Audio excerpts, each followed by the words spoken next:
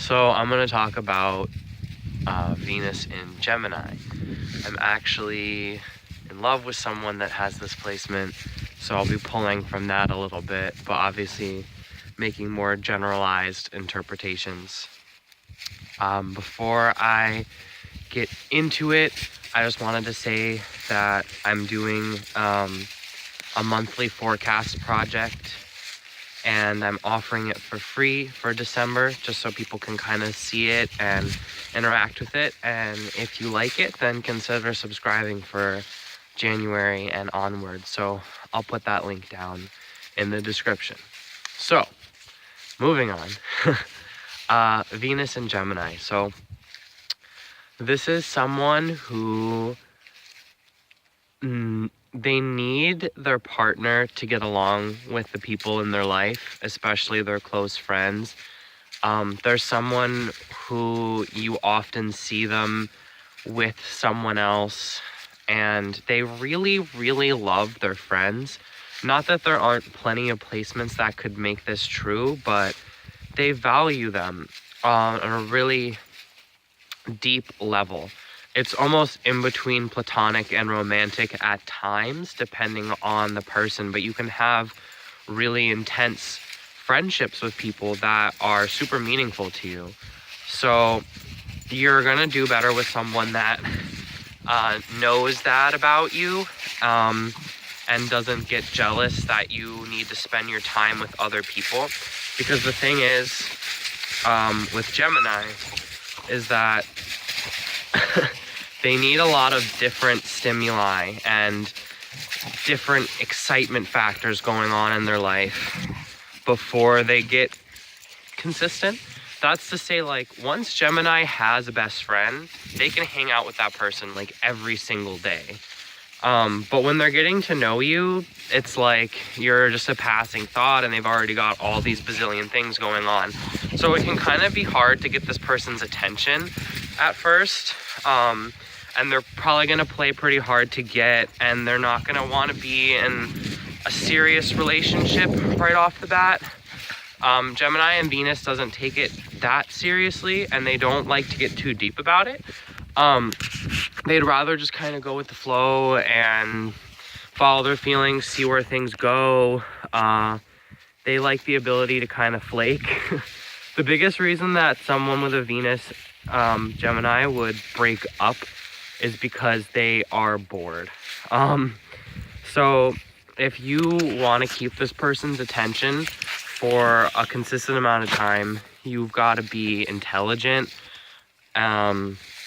witty, clever, smart, quippy, imaginative, funny, some kind of way mentally. Like, you don't need to be like physically or emotionally stimulating. It's more mentally. Like, you need to have an interesting way that you communicate and always have something on your mind to say, because that's going to keep them interested and make you stand out if you can keep them just entertained, basically. They hate being bored. Death for a Gemini is boredom. So in this case, death for relationships is boredom. They need a little bit of mixing it up. They're the kind of person that even if they enjoy something, like let's say apples, for instance, and they love apples, it's their favorite food in the world, but they eat it 2 days in a row, on the third day, they absolutely cannot fucking do it. Like, they just have to do stuff differently for the sake of doing stuff differently. It's difficult for them to come up with a routine sometimes because of that. They just need variety. It's just in their nature. Like, they're constantly trying to learn and synthesize new information. So for them to be stagnant is really going against who they are. So they're not going to do well with someone that's really controlling or really dominating, because they're going to feel trapped, similar to the Venus and Sag. Like, they need someone that can go with the flow and keep up with them at the same time. Like I said, this person's really attracted to intelligence, and they're probably going to be drawn to you by those vibes that you give off before anything. They're the kind of sign that doesn't really give a fuck what you look like. I mean, to a degree, but it's like they care about your personality way more than anything else, and like how you talk, how you hold a conversation. They're really interested in the friends that you have. The more friends that you can have and the more social you can be, they're gonna find that really attractive. If you can be like, you know, hey, I'm busy, I'm doing stuff, they're gonna want to get to you, you know what I mean? So when you're first getting to know them, make sure to fill your time with other people and stuff, because they really don't like clingy energy that makes them panic. They don't like to move too fast, though they end up doing it anyway, so they can panic. Just take your time with this placement and get to understand kind of their quirks and all that. They definitely can be in committed relationships, because like I said, Gemini ends up being really loyal at the end of the day. Though initially they're kind of scatterbrained, they do enjoy consistent social interactions, and they know that in a relationship they've got kind of a best friend. And that's so true for Gemini Venus. They view their partner as their best friend. They need to be friends with someone that they're dating. They need someone that has a sense of humor and that can be light about stuff, someone that can make them laugh and smile, someone who is articulate and educated and, you know, knows a lot about various different topics. They love nerds. They love people that just have databases of info and can just chat and that kind of thing. They really like the Gemini energy. They like when you're random and goofy and make puns and shit like that. It's fun for them. Relationships are supposed to be fun for them. If it gets really dark and deep and heavy and serious and like overly romantic, they're gonna just feel like, ugh, like they're walking through mud. They prefer it to be on a more airy level. Not that they can't develop those deep feelings, but it's gonna take them time to do that at their own pace. And in the beginning, they're not gonna wanna just dive into all that. It'll be really overwhelming for them. So communication in relationships, oh my God. Obviously that's important for every relationship, but especially with air Venuses, like you need to figure that shit out. It's gonna take some time, but this person's gonna have a really specific way that they communicate in love. And you are gonna want to figure out what that is. And they'll help you learn what it is that you need in a relationship. They want to hear what you need. They want you to be direct and to tell them what's going on. They might not always have the energy to respond to you and stuff like that, but they would much rather you talk to them than hold it in. Like, they'll get really pissed if they find out that you just have been avoiding a topic with them.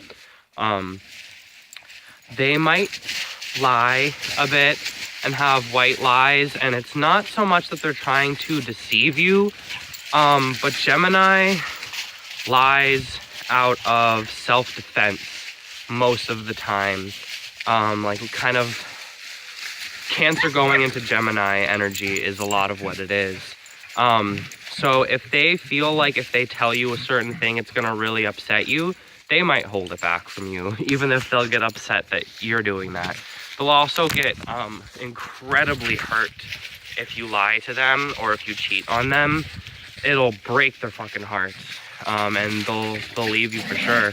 They need to know that what you're telling them is the truth, because they're gonna trust you based off of your word rather than your actions a lot of times. So if you say you're gonna do something, then you better do it, because they're gonna expect you to do it, and that's important for them. So yeah, learning how to communicate with them. They don't like necessarily to talk about a lot of emotional stuff, but they do like to talk about issues that they're having in their relationship.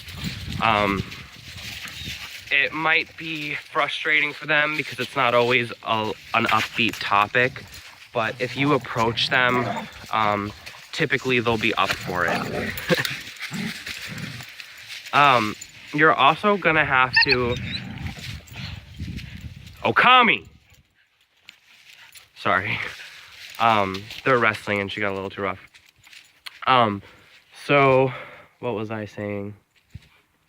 being direct with these people is a lot easier. Their mind is all over the place, and if you go on and on with explanations about stuff in your relationship, or you're talking too much, they're just gonna tune you out. It's better to be like, hey, look, this is what happened, this is what we can do about it, blah. And they'll respond a lot better to something like that.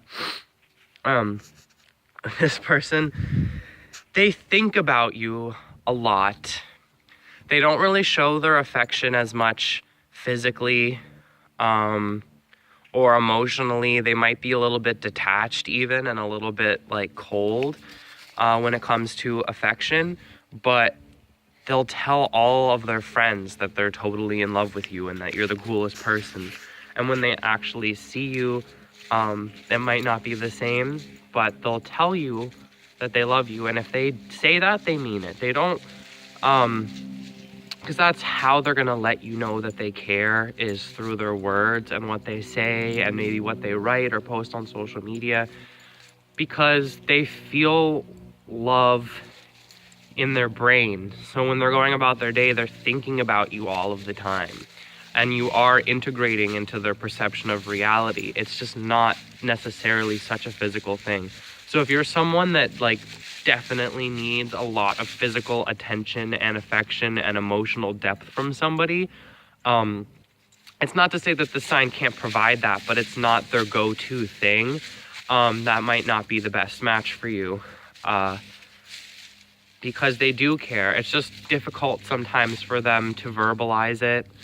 Obviously they're chatty, but Gemini sometimes has difficulty getting through with clarity because they have 10 million things they want to say. They end up not saying anything. So just take these people's words to heart and know that that's how they're gonna let you know how they're feeling. And they want someone that listens to them. They want a partner that can just hear them rant and go on about stuff and be supportive verbally and maybe give them some advice and help them talk through stuff. They definitely need a partner that's willing to hash stuff out like that vocally. And they're probably going to express themselves a lot through their words. Like, listen to their tone, especially when they're saying something, and you can gather a lot more about how they feel about you. So if you are interested in someone with a Gemini Venus, just start a conversation, hang out with them, see where it goes, socialize.